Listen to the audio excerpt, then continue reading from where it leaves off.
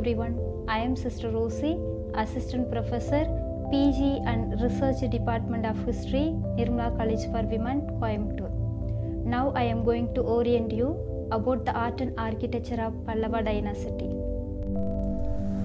The Pallava architecture and sculpture constituted a most brilliant chapter in the history of South India. Pallava became a major power during the reign of Mahendravarman I and Narasimhavarman I.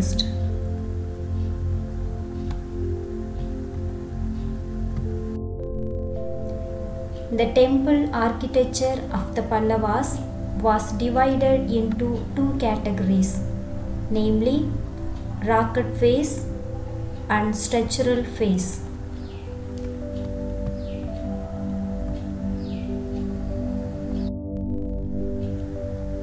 Rocket phase. It consisted of two groups of monuments. First one, Mahendra group, and second one, Mamalla group.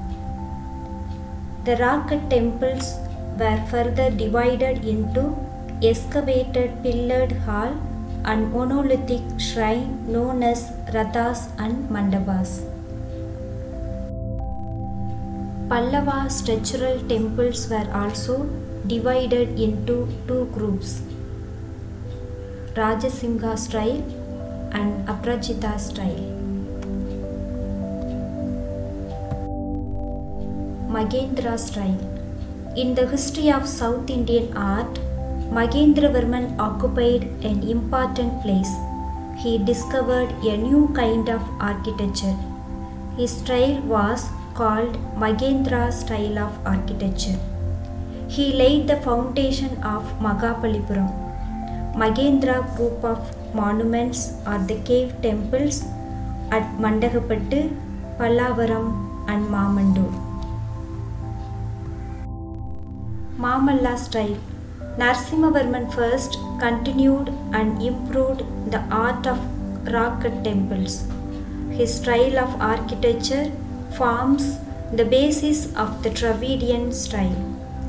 Mamalla style was significant and remarkable among the Pallava styles.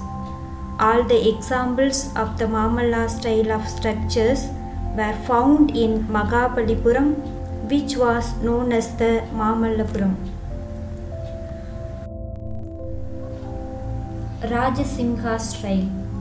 Like Narasimhavarman I, Rajasimha also rendered remarkable contribution to Pallava architecture. His style was different. He substituted bricks and timber for the stone in the temples. The best examples are the Kailashanatha temple and Vaikunta Perumal temple at Kanchi and the Shore temple at Mahabalipuram. The Kailashanatha temple was the largest among the Pallava temples. Aparajita style. The Aparajita temple was an improvement of the Rajasimha style. The Pugar temple was the best example of this style. The painting of the chain shrine at Chittanavasal and the Kailashanatha temple at Kanchi also belong to this period. Next, Pallava art. Music. Music played an important part in the social life of the people. It received the greatest attention, the royal patronage during this period. The devotional songs of Appar, Samandar and Sundarar flourished with music. It mentioned the use of the musical instruments in South India. Dance. The Pallava rulers gave due importance to dance. The dance developed in this period was closely associated with palace and temples. The two pillars of the rocket temples at Chittanavasal contained the figures of dancing girls. Then The sculptures in the Vaikunta Perumal temple were composed like group dances of men and women. The sculptures were closely connected with the royal court of the Pallava king. The first picture contained the king Nandavarman II seated on his throne with his officials. Rajasimha was also a great pattern of dance. The Kailashanatha temple at Kanchi contained a magnificent sculpture on the mode of dancing Shiva.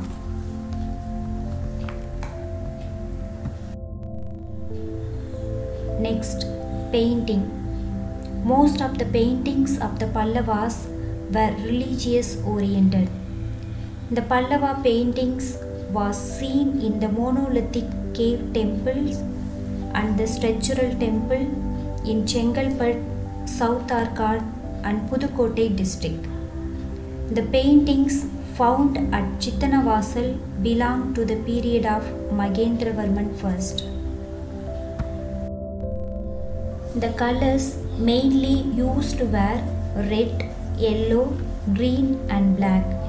The paintings in the Kailashanatha temple were sharp and clear.